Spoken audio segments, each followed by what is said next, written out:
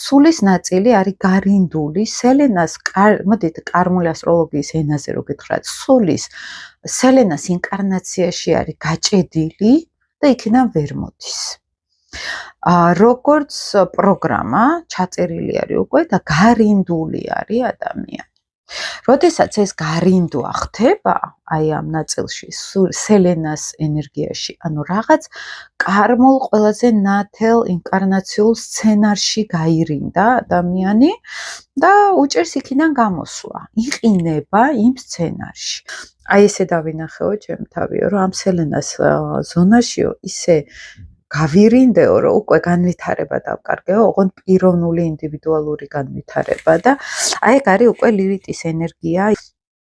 არქეტიპულად რაც გინდა ის დავარქვათ, არა აქვს მნიშვნელობა და აქედან გამომდინარე ხდება ნენელა მის არაცნობიერში, უკვე ძალიან ღრმა ქვეცნობიერში, რომ რაღაც სერიოზული პრობლემა არის უკვე. აი ეს მიჯაჭვა და გარინდვა. ამას ვეძახით უკვე ჭრთილს. და რაც უფრო ძლიერი არის ეს მიჯაჭვილობა ნათელ კარმაზე, მით უფრო ძლიერი არის ჭრთილი და მით უფრო ქვედა სურათში დედამიწურო დონეზე ხდება ძლიერი ნეგატიური ენერგიის ვიბრაცია.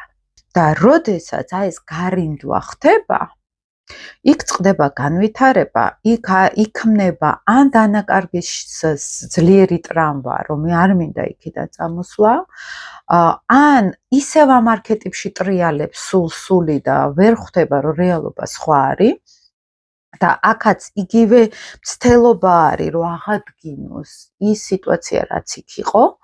ან ნენელა არის გაცნობიერება, მერე აი განვითარებას, რასაც ვეძახით, სულის განვითარება. აი ხშირად წაგიკითხავთ ალბათ ეზოთერულ წიგნებში გაღვიძებული სულები და ძილში მყოფი სულებია. არის აი რაღაცა უმაღლესი ენერგეტიკული შრე, გარინდვა და ამ გარინდვაში ლილიტის, ანუ მისი ქვეცნობიერი ჭრთილის ენერგია და როგორც კი გავჩერდებით და ზევიდან დავხედავთ ამ ყველაფერს, ხო? აი შემდგომ უკვე ხვდებით, რომ ეს რაღაც დასრულდა და ახალი გვაქვს რაღაცა დასაწყები. საკისთვის ეს ძალიან მტკივნეული არის ხოლმე. ჯერ ის რომ უნდა გამოვიტიროთ ბრჭყალებში, დავიმშვიდობოთ იმ ყველაფერს. ამ დროს ეს ძალიან ძნელი არის, იმიტომ რომ ამაში ვართ ძალიან ბევრი ინკარნაცია კარმულ ასტროლოგიით თუ შევხედავთ.